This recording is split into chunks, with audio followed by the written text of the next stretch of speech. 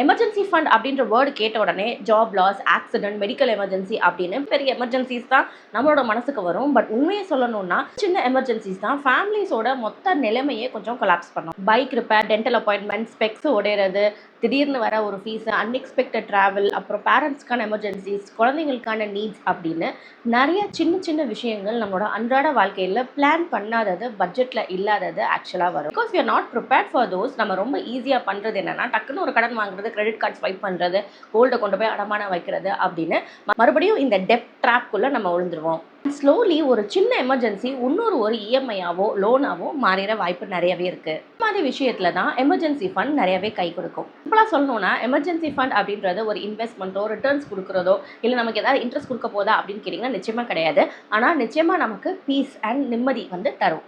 இப்போ சில சமயங்களில் when life happens நம்ம திடீர்னு பேனிக் ஆகிடுவோம். என்ன பண்ணுறது ஏது பண்ணுறதுன்னு தெரியாது, யார்கிட்ட வாங்குறது அப்படின்னும் தெரியாது. ஸோ இந்த மாதிரி நிலைமையில தான் நமக்கு எமர்ஜென்சி ஃபண்ட் ரொம்பவே ஹெல்ப்ஃபுல்லாக இருக்கும். Welcome back to coffee table talks. And நான் தான் உங்கள் உமா. அண்ட் இது மணி ஸ்மார்ட் சீரீஸ். இந்த சீரீஸில் habits, mind set shifts, real life examples மூலமாக நம்ம ஃபினான்ஷியலி ஒரு அவேரான ஹோம் மேக்கராக ஆகி நம்மளோட ஃபேமிலியோட ஃபினான்ஷியல் ஃபியூச்சரை எப்படி செக்யூர் பண்ணுறது அப்படின்னு பார்த்துட்டு இருக்கிறோம். அண்ட் இந்த எபிசோடில் நம்ம எமர்ஜென்சி ஃபண்டா என்ன, எமர்ஜென்சி ஃபண்டை எப்படி சேர்க்கணும், அண்ட் என்னென்ன மாதிரியான சுச்சுவேஷன்ஸில் அதை யூஸ் பண்ணணும், யூஸ் பண்ணக்கூடாது, எது எமர்ஜென்சி ஃபண்ட் அப்படின்ற டீட்டெயிலான விஷயங்களை பார்க்க போகிறோம். Like I already set, emergency fund அப்படின்றது நம்ம டக்குன்னு வாங்குற ஒரு கடன், ஒரு கிரெடிட் கார்டு ஸ்வைப்பு, இல்லை யார்ட்டையாவது கை மாற்றா கொஞ்சம் கொடுங்களேன், நாளைக்கு கொடுக்குறேன், சம்பளம் வந்தோடனே கொடுக்குறேன் அப்படின்னு நம்ம கேட்குற அந்த நிலைமையை மாற்றுறது தான் எமர்ஜென்சி ஃபண்ட். முக்கியமாக ஆஸ் ஐ செட், நம்ம மறுபடியும் ஒரு கடனுக்குள்ளே சிக்காமல் இருக்கிறதுக்கு இந்த எமர்ஜென்சி ஃபண்ட் ரொம்பவே முக்கியமாக நமக்கு கை கொடுக்கும். நான் ஏன் கடன் பற்றி நிறைய பேசுகிறேன்னா, கடன், இஎம்ஐ, இந்த எமர்ஜென்சிஸ்க்கு வாங்குறது இதுதான் நம்ம அடுத்த லெவலுக்கு போக முடியாமல் இருக்கிறதுக்கு ஒரு பெரிய ரீசனாக இருக்குது. ஏன்னா நம்ம லைஃப்பை ப்ராப்பராக நடக்கும்போது திடீர்னு ஒரு பிரச்சனை வரும். அண்ட் அந்த பிரச்சனைக்கு நம்ம சொல்யூஷன் நம்ம கையில் இல்லாதப்போ இதெல்லாமே நடக்கும். ஸோ இதெல்லாம் எப்படி நம்ம சரி செய்யலாம் அப்படின்னா, இந்த அங்கங்கே வாங்குற கடனை தவிர்க்கிறது மூலமாக, அண்ட் ஆல்சோ இந்த எமர்ஜென்சி டைமில் இல்லை ஏதாவது ஒரு தேவைன்னு வரப்போ நம்ம கையில் கொஞ்சம் எக்ஸஸாக அமௌண்ட் இருந்துச்சுன்னா அது நமக்கு ரொம்பவே ஹெல்ப்ஃபுல்லாக இருக்கும். அண்ட் அதுதான் emergency fund. Ideally emergency fund ஒரு வீட்டுக்கு தேவையான 6 மாதத்துக்கான ஒரு அமௌண்ட் அப்படின்றத இன்டர்நெட் எல்லாம் சொல்லுது. But I differ from that. ஏன்னா ஒரேடியாக நம்ம அவ்வளோ அமௌண்ட்டு சேர்க்க முடியுமா அப்படின்னு கேட்டிங்கன்னா, ப்ராக்டிக்கலி இருக்கிற சம்பளத்தில் வீட்டு நடத்துகிறதே பெரிய பிரச்சனையாக இருக்கிறப்போ அந்த எமர்ஜென்சி ஃபண்டை ஒரு லம்பாக நம்மளால் கொண்டு போய் சேர்க்க முடியாது. ஆனால் நம்மளால் என்ன பண்ண முடியும் அப்படின்னா, அந்த எமர்ஜென்சி ஃபண்டை பில்ட் பண்ண முடியும். மாதம் ஒரு 500 ரூபாய், 1000 ரூபாய் அப்படின்னு நம்ம சேர்த்துட்டு வந்தோம் அப்படின்னா அந்த எமர்ஜென்சி ஃபண்ட் நமக்கு ஏதாவது ஒரு இடத்துல கை கொடுக்கும். முக்கியமாக நான் சொன்ன நிறைய சேவிங்ஸ் மெத்தட் மூலமாக நம்ம சேர்க்குற கொஞ்சம் அமௌண்ட்டை நீங்கள் எமர்ஜென்சி ஃபண்டு அப்படின்னு ஒதுக்கி வைங்க.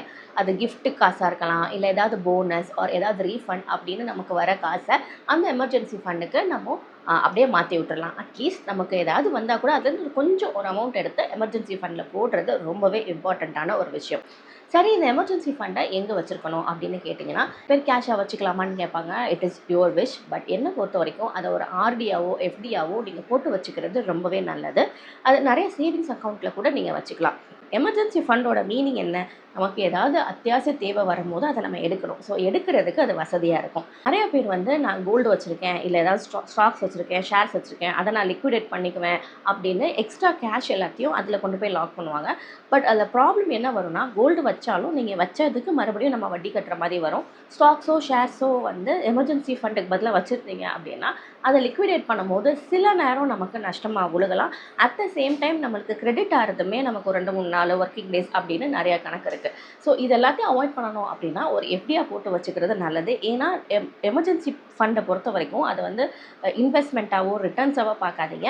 நீங்கள் வாங்க போகிற கடனையோ இல்லை உங்கள் மனசில் இருக்கிற அந்த பதப்பதைப்பையோ கொஞ்சம் கண்ட்ரோல் பண்ணுறதுக்கு அது யூஸ்ஃபுல்லாக இருக்கும் அப்படின்ற எண்ணத்தில் நீங்கள் அதை யோசிச்சு பாருங்கள். எமர்ஜென்சி வரும்போது எதுவுமே கையில் இல்லை அப்படின்றத விட கையில் ஒரு 50,000 இல்லை ஒரு 10,000 இருக்கிறது கூட நமக்கு ஒரு பெரிய பலம் கொடுக்கும். That is why I'm saying this.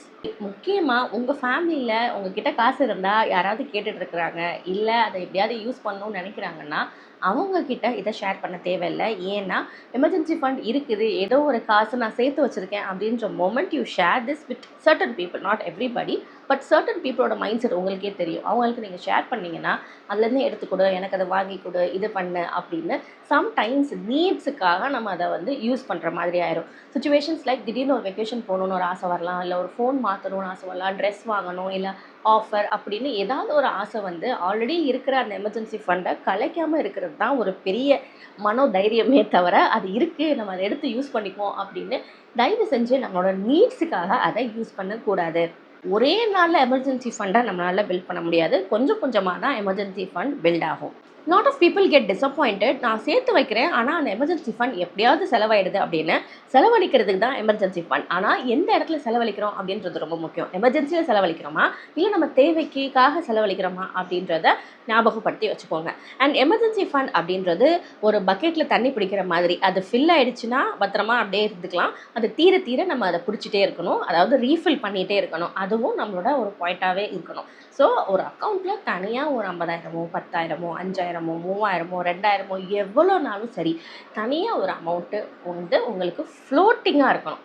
எந்த இடத்துல இன்வெஸ்ட் பண்ணாமல் நீங்கள் வந்து இன்றைக்கி வேணும் அப்படின்னா நீங்கள் உடனே எடுக்கிற மாதிரி இருக்கும். அண்ட் நிறைய எஃப்டிஸ் ஆர்டிஸை நீங்கள் வந்து மொபைல் ஆப்லேருந்து ஆக்சஸ் பண்ணிக்கலாம். அண்ட் நீங்கள் வேணாம் இல்லை க்ளோஸ் பண்ணுறீங்க அப்படின்னா ஆட்டோமேட்டிக்காக அது வந்து உங்கள் அக்கௌண்ட்டுக்கு உடனே டெபிட் ஆகிடும், உடனே கிரெடிட் ஆகிடும். ஸோ அந்த மாதிரியாக நீங்கள் வந்து செட் பண்ணி வச்சுக்கிறது, like I said, is very very important. Ideally fees கட்டுறது, festival expenses, bike repair, insurance, இந்த மாதிரியான விஷயங்கள்லாம் நமக்கு தெரிஞ்சே நடக்கக்கூடிய செலவு. இதுக்கெல்லாம் சிங்கிங் ஃபண்ட் அப்படின்னு ஒன்று தனியாக வைக்கணும் அப்படின்னு சொல்லுவாங்க. பட் சில ஃபேமிலிஸில் நார்மலாக எமர்ஜென்சி ஃபண்ட் வைக்கிறதே பிரச்சனையாக இருக்கிறப்போ I feel singing fund, emergency fund இது ரெண்டும் சேர்ந்து ஏதோ ஒரு இடத்துல நமக்கு ஃப்ளோட்டிங்காக கொஞ்சம் கேஷ் இருக்கிறது நல்லது. அண்ட் அதை எமர்ஜென்சி ஃபண்டாக நம்ம வந்து பாவிச்சிக்கலாம் அப்படின்றது தான் I am trying to say here. But financial experts எல்லாமே இதுக்கு எமர்ஜென்சி அப்படின்றது தனியாக வச்சுக்கோங்க, சிங்கிங் ஃபண்ட் அப்படின்றது தனியாக வச்சுக்கோங்கன்னு சொல்லுவாங்க. அதுதான் வந்து கரெக்டான சினாரியோ, கரெக்டான விஷயம். பட் நம்ம தான் இப்போ தான் பேபி ஸ்டெப்ஸ் எடுத்து வைக்கிறோம் அப்படின்னா நம்ம வந்து எல்லாத்தையும் சேர்த்து ஒரே எமர்ஜென்சி ஃபண்டாக வச்சுக்கிறது அந்த குட்டி பேபி ஸ்டெப்பாக இருக்கும். அண்ட் நீங்கள் ஒரு ஸ்டேஜ் அடுத்து நீங்கள் நல்லா சேவ் பண்ண கற்றுக்கிட்டீங்க அண்ட் நீங்கள் நல்லா சம்பாதிக்கிறீங்க அப்படின்னா தென் அந்த கேஸில் எமர்ஜென்சி ஃபண்ட் அப்படின்றத தனியாகவும் இந்த ஸ்கூல் ஃபீஸ், இன்சூரன்ஸ், இந்த மாதிரி விஷயங்களுக்கு தனித்தனியாகவும் சேர்த்து வச்சுக்கிறது ரொம்ப நல்ல விஷயம். முன்னாடிலாம் தண்ணி பிரச்சனை வீட்டில் இருக்கும், அதனால எப்போவுமே ஒரு பக்கெட்டில் தண்ணி ஃபில் பண்ணியே இருக்கும் பாத்ரூமில். அந்த தண்ணி குறைஞ்சா கூட மறுபடியும் ஃபில் பண்ணியே வைப்பாங்க.